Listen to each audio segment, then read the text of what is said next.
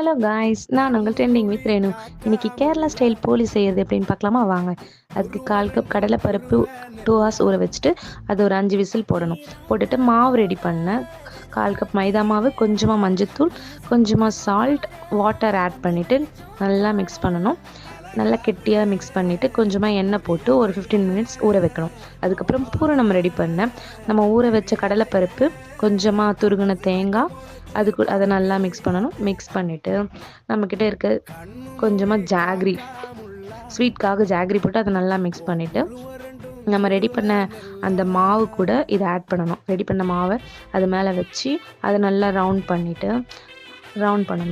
Round பண்ணிவிட்டு ஒரு butter sheet இருக்கும், அந்த பட்டர் ஷீட்டில் கொஞ்சமாக ஆயில் ஆட் பண்ணி இதை மேலே போட்டு நல்லா தட்டிட்டு நம்மளோட பேனில் அதை நல்லா ரோஸ்ட் பண்ணிவிட்டு கொஞ்சமாக ப்ரௌனாக வர மாதிரி இருந்தோடனே தட்டிலேருந்து எடுத்துட்டோம். எடுத்தால் நம்மளுடைய டேஸ்டி போலி ரெடி. நீங்களும் கண்டிப்பாக ட்ரை பண்ணி பாருங்கள். பாய்.